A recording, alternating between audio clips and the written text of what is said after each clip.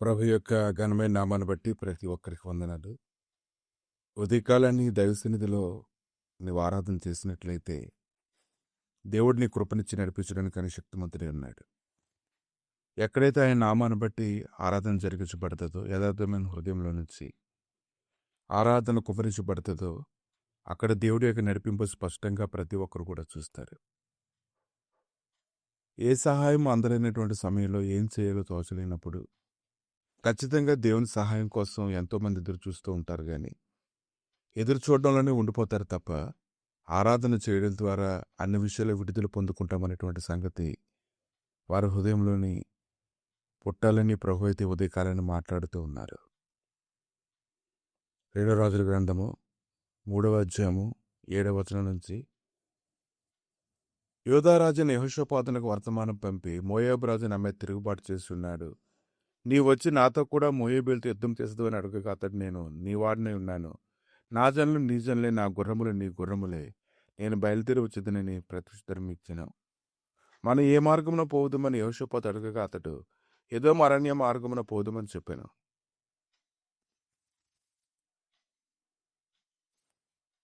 ఇంకా 9వ వచనంలో చూసినప్పుడు, ఇశ్రాయేల్ రాజును యూదా రాజును ఎదోము రాజును బయలుదేరి 7 దినముల చుట్టూ తిరిగిన తర్వాత వారితో కూడా ఉన్న దండు వారికి పశువులకు నీళ్ళు లేకపోయాను. అప్పుడు సమస్య వచ్చింది. పశువులకు నీళ్ళు లేకపోవడం వల్ల ఇప్పుడు పరిస్థితి ఏంటని వారు ఆలోచించుకున్నప్పుడు ఏదో ఒక సహాయం కోసం ఆలోచించడం మొదలుపెట్టారు.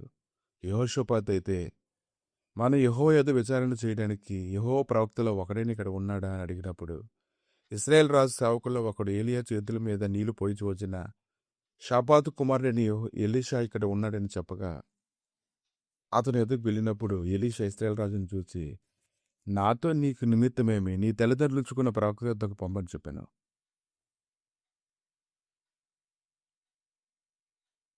కానీ అప్పుడు మిగిలిన వారందరూ కూడా అతను బ్రతమాలుకున్నప్పుడు అప్పుడు ఎలీషా చెప్తూ ఉన్నాడు, నేను ఎవరి సన్నిధిని నిలబడి ఉన్నాను, ఇశ్రాయేల్ దేవుడైన యెహోవా జీవంతో యోధారాజుని యెహోషాపాతును నేను గౌరవం చేయని ఎడ్ల నిన్ను చూచుటికైనను లక్ష్య పెట్టకను ఒప్పకపోదును. నా యొద్ద వీణ వాయించగల ఒకరిని తీసుకొని రమ్ము. వాద్య కొడొకడు వచ్చి వాయించుండగా యెహోవా హస్తం అతని మీదకి వచ్చాను గనుక అతడు ఈ ప్రవక్త ఈ మాట ప్రకటించేశాను.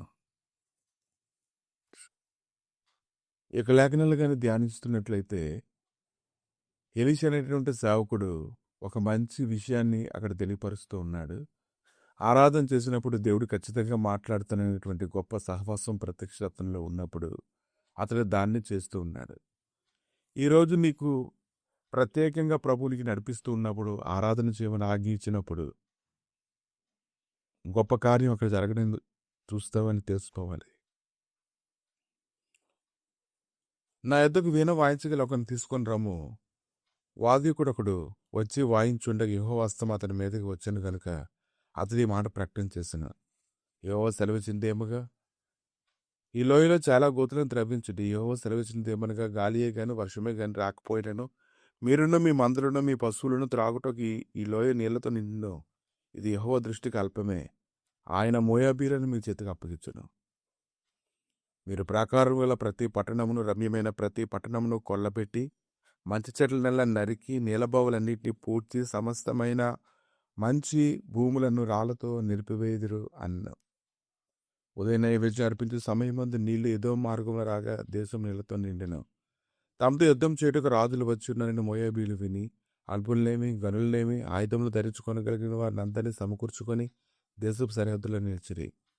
కానీ వారికి సూర్యుడు నీళ్ల మీద ప్రకాశించినప్పుడు, అవతల నీళ్లు మోయాబీలకు రక్తం వల్ల కనబడినప్పుడు రాజులందరూ ఒకడు అర్థం చూసుకుని నిజముగా వదిలేరి అని వారు మాట్లాడుకొని వారి ఎదుటి నిలవబడలేక పారిపోవడానికి మనం చూస్తూ ఉన్నాం. ప్రభు ఏదైతే మాట్లాడారో అది వారి జీవితంలో నెరవేర్చబడ్డాన్ని స్పష్టంగా లేఖనాల్లో మనం చూస్తూ ఉన్నాము. ఈ ఉదయకాలాన్ని దేవుడు నీకు అప్పగించినటువంటి ఈ యొక్క ఆరాధన అనేది ప్రత్యేకంగా నీ జీవితంలో చేయాలి. యథార్థమైనటువంటి హృదయంతో చేయాలి. ఆయన సన్నిధి నీ మీద దిగి వచ్చినట్లుగా చేయాలి. ఎప్పుడైతే నువ్వు ఆరాధన చేస్తావో అప్పుడు ఖచ్చితంగా నీ మార్గాలన్నీ సరళమవుతాయి. ఈరోజే ఈ సమయంలోనే నువ్వు ఆరాధన చేసి ఆయన సన్నిధిలో స్తుతించినట్లయితే నీ మార్గాలన్నీ కూడా సరళమయ్యి గొప్ప విడుదలని నువ్వు చూస్తావు. అది దేవుడు నీకు అనుగ్రహించాలని కోరుకుంటూ ఉన్నారు. ప్రభా, ఈ ఉదయకాలాన్ని తండ్రి ఎంతమంది అయితే నీ సన్నిధిలో ప్రభా నాయన నీ నడిపింపు ప్రకారంగా ఆరాధన చేస్తూ ఉన్నారు తండ్రి, వారు గొప్ప ప్రతిఫలాన్ని పొందినట్లుగా సహాయం దయచేసి విశ్వాసంలో బలపరిచి ఎల్లప్పుడూ వారి నోటి స్థితి నుంచి మీరే మహిమ పొందమని యేసు నామములో అడుగుచున్నాము తండ్రి. ఆమేన్.